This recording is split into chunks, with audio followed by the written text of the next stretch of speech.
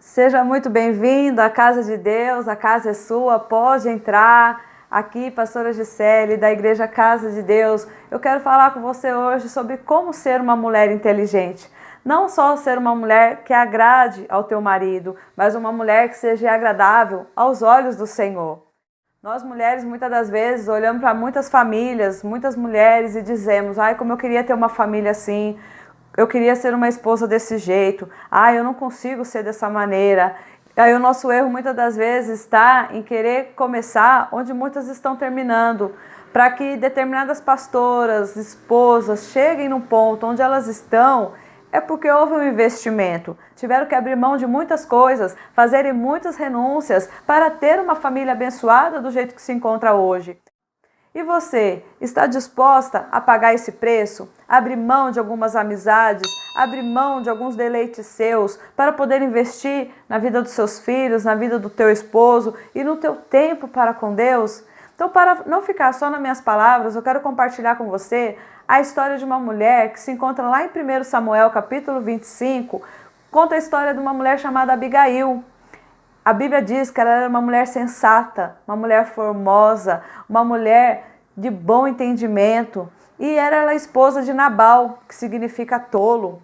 A história conta de um tempo em que Davi, ele estava meio que sem um lugar específico para ficar. E ele estava ali com seus homens no momento onde eles estavam precisando de algo para comer. E ele envia 10 homens dele para que fossem falar com Nabal, dizendo: olha, nós sempre guardamos a tua propriedade, os seus animais, nunca mexemos com nenhum dos seus servos, nós queremos que você nos desse uma provisão, o que tiver à tua mão, o que você pode nos abençoar. Pois Davi sabia que ele era um homem rico, um homem próspero, que ele podia ajudar ele nessa missão. Nabal olha para aqueles jovens e diz: quem é Davi? Quem é filho de Jessé? Eu tirar da minha água, do meu pão, para dar para uns homens que eu não sei nem de onde vêm? Os homens de Davi saíram dali, chegaram até ele, disseram tudo o que tinha acontecido. Davi, ele ficou nervoso, pegou os homens dele, mandou que cingissem as espadas e disse: olha, vamos lá, porque não vai ficar um só menino vivo na casa desse Nabal. E nesse interim, um dos servos de Nabal foi até Abigail e disse o que tinha acontecido. Olha, Davi, ele sempre nos protegeu, sempre nos guardou. E ele veio pedir provisão para o nosso amo e ele o ofendeu. E Abigail foi perspicaz e precisa em livrar toda a tua família da morte. Ela foi ao encontro de Davi. E quando ela se encontrou com ele no meio do caminho, ela já logo se prostrou com o rosto em terra, já pedindo perdão e dizendo que ela era esposa de Nabal e que era para ele não levar em conta aquilo que o marido dela tinha feito, pois o nome dele já diz: Nabal, a loucura está com ele. A culpa é minha de eu não ter estado ali naquela hora em que seus servos chegaram para que eu pudesse te mandar a provisão. Então, me perdoe por esse mal entendido. Ela foi sábia, ela foi tranquila. E nisso, ela não enganou o teu marido, ela não se portou como uma esposa ressentida, porque ela poderia ter posto toda a culpa em Nabal, dizendo: ele é tolo, ele é um ignorante, ele é grosseiro, tudo que ele faz está errado, e fazendo de uma maneira que pudesse livrar só a pele dela. Mas não, ela guardou o esposo dela e disse que a culpa era dela, ela tomou sobre si. Nós, como mulheres, precisamos agir com sabedoria, precisamos aprender a guardar o nosso esposo. A Bíblia diz lá em Provérbios 14:1 que a mulher sábia, ela edifica a tua casa e a tola a destrói com as suas próprias mãos. O que nós temos feito para poder manter a nossa casa em sabedoria, para manter a nossa família viva, não morta espiritualmente? Infelizmente, nós vemos hoje muitos casamentos infelizes por causa das suas próprias más escolhas. Naquele tempo, os casamentos eram arranjados. Provavelmente, Abigail, ela não decidiu ter aquele homem como esposo dela. Hoje, nós colhemos aquilo que nós plantamos. Foi naquele momento de aventura, foi no momento da festinha, fazer o sexo aí antes do casamento. E nós hoje estamos colhendo. Eu não me tiro dessa porque eu também, quando eu conheci o meu esposo, foi tudo um momento de aventura. Eu com 4 meses, eu engravidei dele. E aí eu não queria, não era plano meu, ser mãe solteira, ter um pai alcoólatra para o meu filho. E eu fui vendo, meu Deus, eu pensava, vamos ver até onde isso vai. E foi aí quando eu, não por isso, mas eu comecei a ir para a igreja para ver se o meu filho crescesse um homem decente. Porque eu só tinha tido decepções com todos os homens que tinham cruzado o meu caminho. E foi aonde eu comecei a me posicionar. Deus, ele começou a dizer que ia restaurar a minha casa, restaurar a minha família. E o meu casamento já estava destruído. Eu optei por acreditar na palavra de Deus, em dar um voto de confiança para o Senhor. E eu pensei, realmente, tem que ser com esse cara, porque eu vou ficar procurando o príncipe encantado até quando? A Bíblia diz que a mulher, ela é a coroa do teu esposo. E aquela que procede vergonhosamente é como podridão nos seus ossos. Nós, como mulheres, temos o poder de fazer do nosso marido tanto um rei quanto um mendigo. O que você tem feito do teu esposo?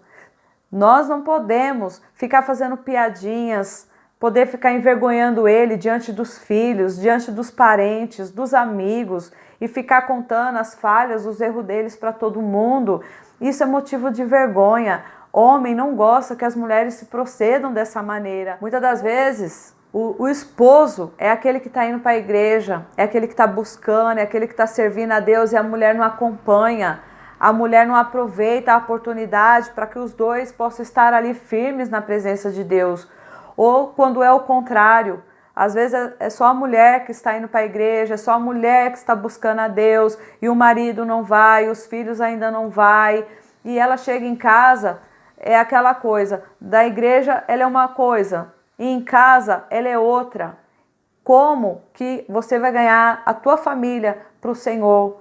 Como que você quer que toda a tua casa sirva a Deus? Você indo sozinha para a igreja, isso acaba sendo um fardo um pouco mais pesado para você carregar. Porque quando você pega um fardo junto com o teu esposo, junto com os teus filhos, aquilo fica tudo muito mais leve.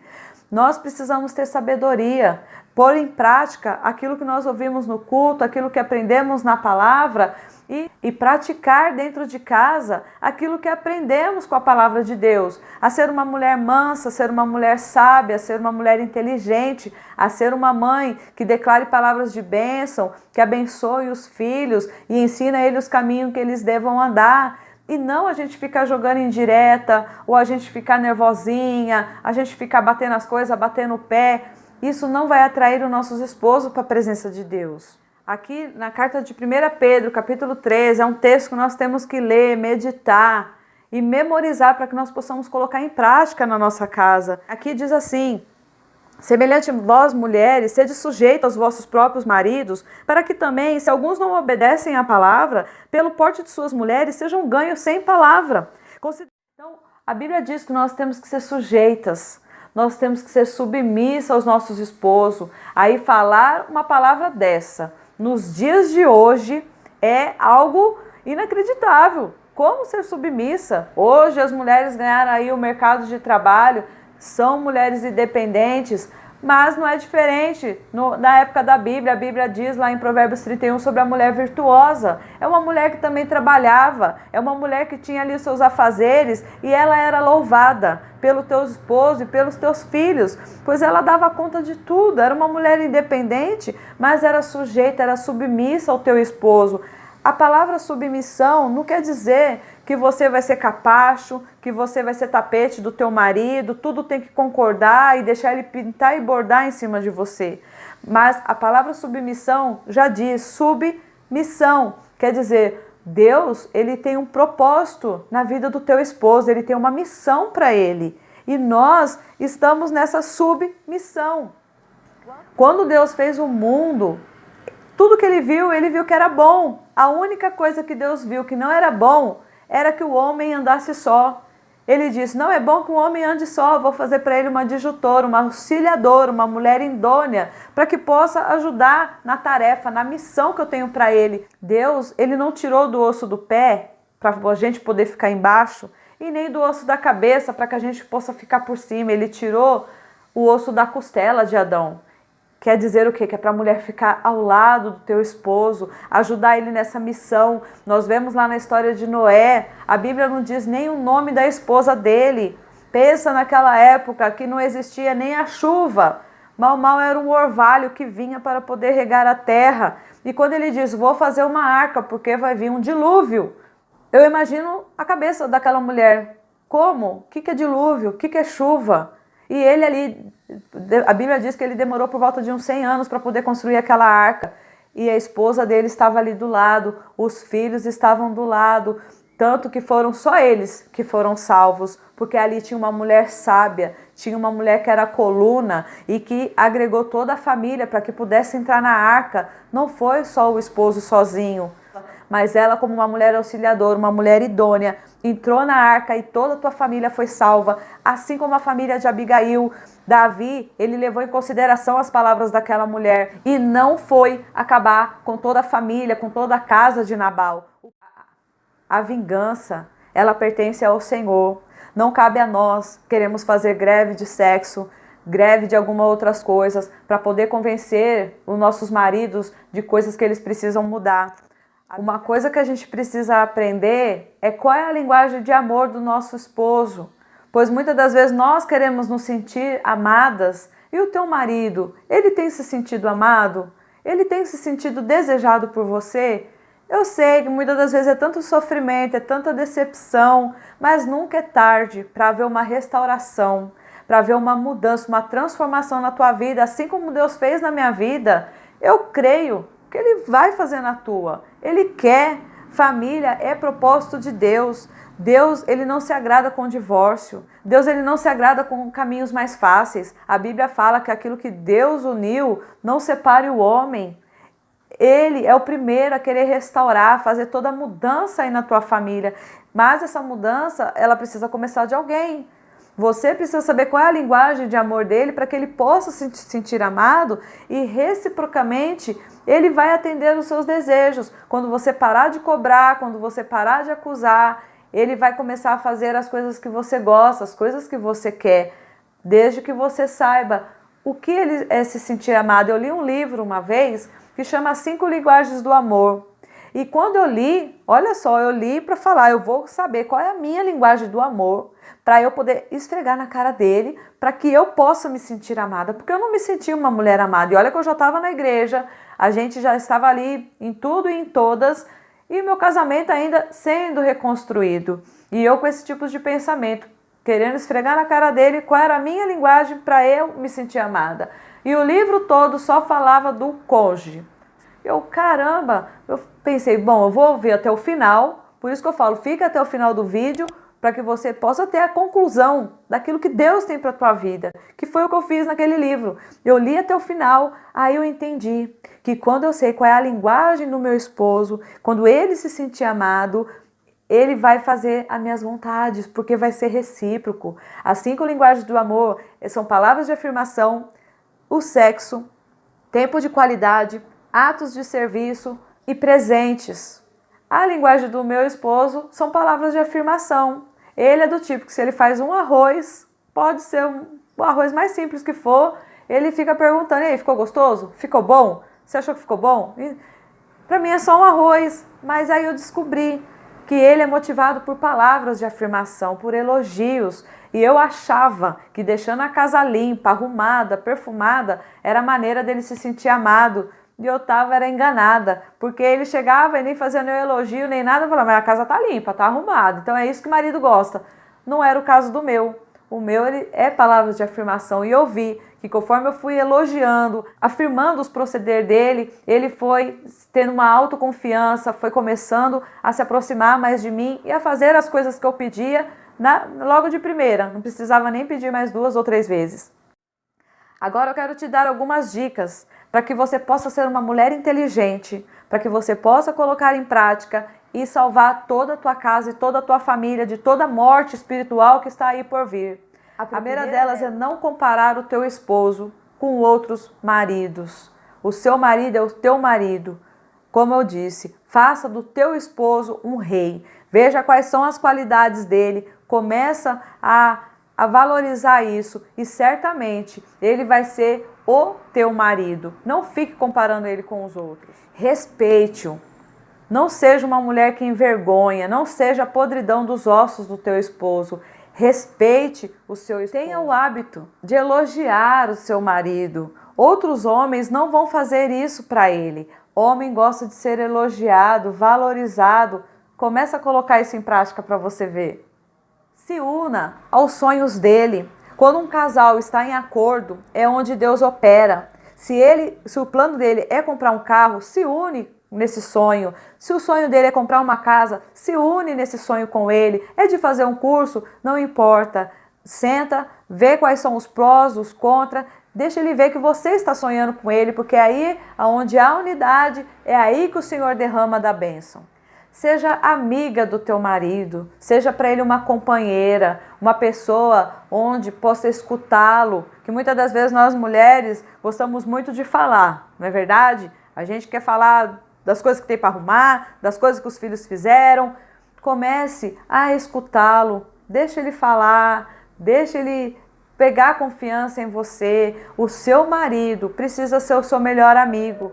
E você precisa ser a melhor amiga do teu marido. Não deixe que ele vá buscar isso lá fora.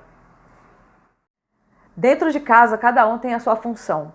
Deus colocou o nosso marido como cabeça. Reconheça o sacerdócio dele dentro da tua casa. Obedeça à liderança dele. Ele é o cabeça, ele é o líder. Por mais que você trabalhe, por mais que você possa até ganhar mais que ele, mas ele é o homem da casa. Deixa o teu marido ser o homem da casa.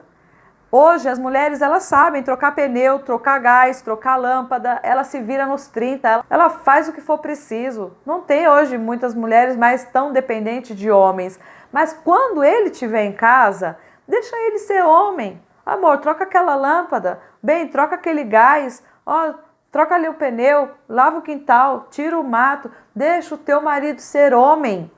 Porque se nós formos ficar fazendo tudo, tomando a frente de tudo, aí não adianta a gente querer falar que nosso marido é um banana, de que ele não faz nada, de que ele é um preguiçoso. Hoje tem muitas mulheres que deixaram com que seus maridos se acomodassem, por elas tomar a frente de tudo. É claro que se dependendo de algo ali urgente, ele não fazer, aí você vai lá e faz. Mas não faça resmungando, não faça reclamando, não faça tomando a frente, tipo a cabeça da casa. Peça para que ele possa fazer, deixa com que ele seja homem. Muitas das vezes eu brinco com meu marido e ele fala, poxa, você não podia ter feito isso? Aí eu falo, eu estou deixando você ser homem, ué. Eu sei que eu posso fazer, mas eu quero que você faça, meu amor. Tenha o hábito também de orar pelo teu esposo e orar com o seu esposo. A oração pode muito em seus efeitos. A Bíblia diz de que nós, como marido e mulher, nós temos que estar bem para que não seja impedida as nossas orações. Então nós precisamos estar bem, precisamos procurar orar juntos sempre que possível, pois aí é onde que Deus vê que nós estamos mais do que em acordo. Seja você a maior intercessora do teu marido. Por mais que aparentemente ele até esteja bem, mas peça para que o Senhor continue o guardando, protegendo, dando sabedoria, dando inteligência a ele como marido, como pai, como pastor, como diácono. Não sei se ele já tem alguma função na igreja, mas guarda, revista o teu marido com oração sempre. Abençoe o teu esposo. Lá fora, ele tem muitas outras guerras para que ele tenha que enfrentar. A bênção do Senhor, ela é muito poderosa. Seja você uma mulher que abençoe o teu marido em tudo aquilo que ele for fazer fora de casa. E seja agradecida a Deus pelo marido que você tem. Ele pode não estar do jeito que você quer. Ele de repente está do jeito que está, muitas das vezes por sua culpa mesmo. Eu lembro que quando eu conheci o meu esposo, ele era tão paciente, tão manso, tão humilde. E eu era aquela que queria pisar, queria humilhar. Quando ele começou a revidar, eu vi o quanto eu estava já estragando ele. Porque ele já estava mudando aquele jeitinho dele. E eu parei para pensar, eu falei, eu estou estragando ele. Então não adianta. Você que de repente é solteira ainda, está aí buscando um homem de Deus, mas você não está posicionada na palavra do Senhor, que adianta Deus ele te dar um homem de Deus e correr o risco, o perigo de você estragar esse homem que Deus tem colocado ao teu lado. Lembra que esse homem ele tem uma missão e você está nessa submissão de poder ajudá-lo, de poder auxiliá-lo. Então seja grata a Deus por cada pequena conquista que você já vê nele. E o que mais precisamos decidir é ser feliz. Não faça do teu marido o teu Deus. Tudo aquilo que falta em você, quem vai suprir é o Senhor. Quem lê os teus pensamentos É o Senhor, não é o teu marido. Então seja grata a tudo aquilo que Deus tem feito, grata por esse vídeo, por esse material ter chegado em suas mãos. Se você gostou já desse vídeo, deixa aqui o seu gostei, pois eu vou ficando por aqui e peço que você não esqueça de se inscrever e de ativar o sininho das notificações para que você possa estar sabendo das próximas novidades. Falar que tudo que foi dito aqui é fácil de fazer? Não, não é fácil, mas é possível, porque para Deus nada é impossível. Que Deus te abençoe. Até o próximo vídeo. Tchau!